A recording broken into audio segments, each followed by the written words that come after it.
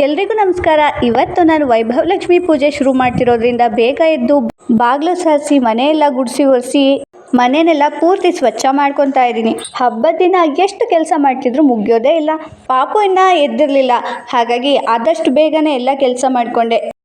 ಇವತ್ತು ಆಷಾಢ ಮಾಸದ ಮೊದಲನೇ ಶುಕ್ರವಾರ ಆಗಿರೋದ್ರಿಂದ ವೈಭವ ಲಕ್ಷ್ಮಿ ವ್ರತದ ಪೂಜೆನ ಇವತ್ತಿಂದಾನೇ ಆರಂಭ ಮಾಡ್ತಿದ್ದೀನಿ. ಇವತ್ತಿಂದ ಶುರು ಮಾಡಿದ್ರೆ 8 ವಾರಕ್ಕೆ ಮುಗಿಸ್ಬೇಕು, ಅಂದರೆ ಶ್ರಾವಣದ ಕೊನೆ ಶುಕ್ರವಾರಕ್ಕೆ ಮುಗಿಬೋದು. ವೈಭವ ಲಕ್ಷ್ಮಿ ಪೂಜೆಗೆ ಏನಾದ್ರು ಒಂದು ಸಿಹಿ ಮಾಡ್ಕೊಳ್ಳೇಬೇಕು, ಹಾಗಾಗಿ ಸಿಂಪಲ್ ಆಗಿ ಸಜ್ಜಿಗೆ ಮಾಡ್ಕೊತಾ ಇದ್ದೀನಿ.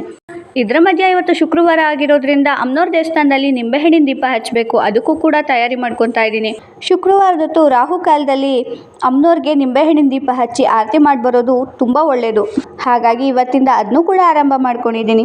ನಿಂಬೆಹಣ್ಣಿನ ದೀಪ ಹಚ್ಚೋದನ್ನ 3 ವಾರ, 5 ವಾರ ಅಥವಾ 9 ವಾರ ಹೇಗೆ ಬೇಕಾದ್ರೂ ಮುಂದುವರಿಸ್ಬೋದು. ನಾನೊಂದು 5 ವಾರ ಮಾಡೋಣ ಅಂತ ಅಂದ್ಕೊಂಡಿದ್ದೀನಿ. ಈಗ ಪ್ರಸಾದ ಮಾಡ್ಕೊಂಡಿದ್ದಾಯಿತು. ಪ್ರಸಾದನ ಅಮ್ಮನವ್ರ ದೇವಸ್ಥಾನಕ್ಕೂ ಕೊಟ್ಬರೋಣ ಅಂತ ರೆಡಿ ಮಾಡಿಕೊಂಡು ಹೂ ಕುಯ್ಕೊತಾ ಇದ್ದೀನಿ. ನಮ್ಮನೆ ಹಿತ್ತಲಲ್ಲಿರೋ ಮರದಲ್ಲೇ ಯಥೇಚ್ಛವಾಗಿ ಹೂವು ಸಿಗುತ್ತೆ, ಹಾಗಾಗಿ ನಾವೇನು ಹೂವನ್ನ ಎಕ್ಸ್ಟ್ರಾ ಕೊಂಡ್ಕೊಳ್ಳೋದಕ್ಕೆ ಹೋಗೋದಿಲ್ಲ. ಅದರಲ್ಲೂ ವೈಭವ ಲಕ್ಷ್ಮಿ ಪೂಜೆಗಂತೂ ಕೆಂಪು ಹೂವನ್ನೇ ತುಂಬ ಶ್ರೇಷ್ಠ ಅಂತಾರೆ. ನಮಗೂ ಕೂಡ ಕೆಂಪು ದಾಸವಾಳ ಹೂವು ಯಥೇಚ್ಛವಾಗಿ ಸಿಗುತ್ತೆ, ಹಾಗಾಗಿ ದಾಸವಾಳ ಹೂವಿಂದನೇ ಲಕ್ಷ್ಮೀ ದೇವಿ ಪೂಜೆ ಮಾಡ್ತೀನಿ. ಇದ್ರ ಮಧ್ಯೆನೇ ನಾನು ದೇವಸ್ಥಾನಕ್ಕೆ ಹೋಗಿ ನಿಂಬೆಹಣ್ಣಿನ ದೀಪ ಹಚ್ಚಿ ಬಂದೆ. ನಮ್ಮನೇಲಿ ನಾನು ವೈಭವ ಲಕ್ಷ್ಮಿ ಪೂಜೆನ ವೈಭವವಾಗಿನೋ ಮಾಡ್ತೀನಿ, ಆದರೆ ಆಡಂಬರದಿಂದ ಮಾಡೋ ಅಭ್ಯಾಸ ಇಲ್ಲ.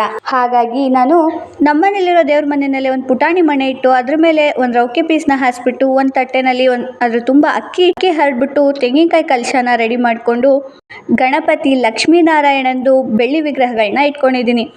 ಇದರ ಜೊತೆಗೆ ವೈಭವ ಲಕ್ಷ್ಮಿ ಬೆಳ್ಳಿ ನಾಣ್ಯ ಇದೆ, ಅದನ್ನ ಕೂಡ ಇಟ್ಕೊಂಡು ಪೂಜೆ ಮಾಡ್ತೀನಿ.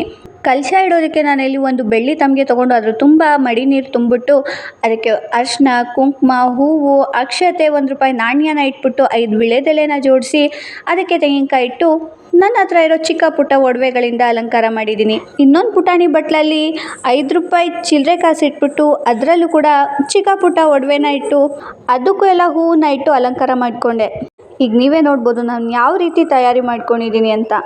ತೆಂಗಿನಕಾಯಿಗೆ ಅರಿಶಿನ ಕುಂಕುಮ ಹಚ್ಚಿ ಅದಕ್ಕೆ ಮಾಂಗಲ್ಯನ ಕಟ್ಬಿಟ್ಟು ಬೆಳ್ಳಿ ಬಟ್ಲಲ್ಲಿ ₹5 ಚಿಲ್ಲರೆ ಕಾಸನ್ನ ಹಾಕಿ ಕೆಂಪು ದಾಸವಾಳ ಹೂವಿಂದ ಅಲಂಕಾರ ಮಾಡ್ತಿದ್ದೀನಿ. ಈಗ ನೀವೇ ನೋಡ್ಬೋದು ನನ್ನ ಕೈಯಲ್ಲಿರೋದೇನೆ ಬೆಳ್ಳಿ ನಾಣ್ಯದಲ್ಲಿರೋ ವೈಭವ ಲಕ್ಷ್ಮಿ. ಇದು ನನ್ನ 2ನೇ ವರ್ಷದ ಪೂಜೆ. ಮೊದಲನೇ ವರ್ಷದ ಪೂಜೆ ಆದಮೇಲೆ ನಂಗೆ ತುಂಬಾ ಒಳ್ಳೆಯದಾಗಿದೆ. ಈಗ ಎಲ್ಲ ಪೂಜೆ ಸಿದ್ಧತೆಗಳನ್ನ ಮಾಡಿಕೊಂಡು ಎಲ್ಲ ತಯಾರಿ ಆದಮೇಲೆ ಪೂಜೆ ಕೂತ್ಕೊತಾ ಇದ್ದೀನಿ. ಪೂಜೆ ಶುರು ಮಾಡೋಕ್ಕೆ ಮುಂಚೆ ಹೆಣ್ಮಕ್ಳು ಅರಿಶಿನ ಕುಂಕುಮ ಹಚ್ಕೊಂಡು ತಲೆಗೆ ಹೂ ಮುಟ್ಕೊಂಡೇ ಶುರು ಮಾಡಬೇಕು ಅನ್ನೋದು ನಮ್ಮ ಕಡೆ ಪದ್ಧತಿ. ಹಾಗಾಗಿ ಮೊದಲು ಅರಿಶಿನ ಕುಂಕುಮ ಇಟ್ಕೊಂಡು ತಲೆಗೆ ಒಂದು ಹೂವು ಮುಟ್ಕೊಂಡು ಮತ್ತೆ ಅಲ್ಲೇ ಅರ್ಗಿ ಪಾತ್ರೆಯಲ್ಲಿ ಇಟ್ಕೊಂಡಿರೋ ನೀರಲ್ಲಿ ಕೈನ ಶುದ್ಧ ಮಾಡಿಕೊಂಡು ನನ್ನ ಪೂಜೆನ ಆರಂಭ ಮಾಡ್ತಿದ್ದೀನಿ. ವೈಭವ ಲಕ್ಷ್ಮಿ ಪೂಜೆ ಅಂದ್ರೇ ಒಂಥರ ವಿಶೇಷ.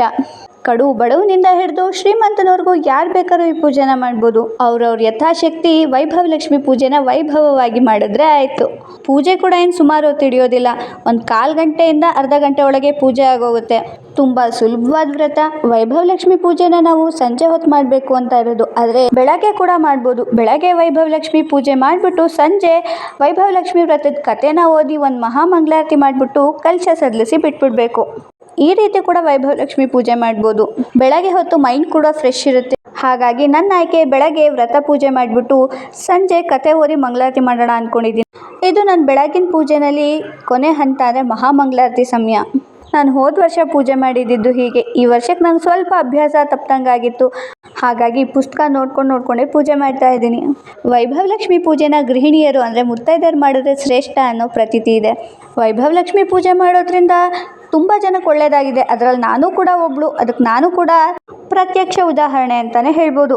ನನಗೂ ಮೊದಲು ಈ ಪೂಜೆ ಏನು ಹೇಗೆ ಮಾಡೋದು ಅನ್ನೋದೆಲ್ಲ ಐಡಿಯಾ ಇರಲಿಲ್ಲ, ಆದರೆ ಆ ಪುಸ್ತಕದಲ್ಲೇ ಡೀಟೇಲ್ ಆಗಿ ಬರೆದಿರುತ್ತೆ. ಆ ರೀತಿಯಲ್ಲಿ ನಾವು ಪೂಜೆ ಮಾಡ್ಕೊಂಡು ಹೋದರೆ ಆಯಿತು. 1 ವಾರ ಪೂಜೆ ಮಾಡ್ತಿದ್ದಂಗೆ ಅದು ಅಭ್ಯಾಸ ಆಗೋಗುತ್ತೆ. ಪೂಜೆ ಕೊನೆಯಲ್ಲಿ ಒಂದು ಪೂರ್ಣ ಫಲನ, ಅಂದರೆ ಪೂರ್ಣ ತೆಂಗಿನಕಾಯಿಗೆ ಕುಂಕುಮ ಇಟ್ಟು ಭಕ್ತಿಯಿಂದ ಬೇಡ್ಕೊಂಡು ವೈಭವ ಲಕ್ಷ್ಮಿ ಅಮ್ಮನವ್ರ ಬಲಗಡೆಗೆ ಇಡಬೇಕು ಅಂತ ಪುಸ್ತಕದಲ್ಲಿ ಬರೆದಿದೆ. ಹೀಗೆ ಮಾಡೋದ್ರಿಂದ ಪೂಜೆಗೆ ಪೂರ್ಣ ಫಲ ಸಿಗುತ್ತೆ. ಇದಿಷ್ಟು ಬೆಳಗಿನ ಪೂಜೆ. ಆದರೆ ಸಂಜೆಗೆ ನಾನು ವ್ರತನ ಪೂರ್ತಿ ಮಾಡ್ತೀನಿ, ಅಂದರೆ ಪೂರ್ತಿ ಕತೆ ಓದ್ಬಿಟ್ಟು ಮಹಾಮಂಗಳಾರತಿ ಮಾಡಿ ಯಥಾಶಕ್ತಿ ಮುತ್ತೈದರಿಗೆ ಕುಂಕುಮ ಕೊಡ್ತೀನಿ. ಇದು ಆಷಾಢ ಮೊದಲನೇ ಶುಕ್ರವಾರದ ಪೂಜೆ ಆಗಿತ್ತು. ವಿಡಿಯೋ ಇಷ್ಟ ಆದರೆ ಲೈಕ್ ಮಾಡಿ, ಸಬ್ಸ್ಕ್ರೈಬ್ ಮಾಡಿ. Thank you for watching.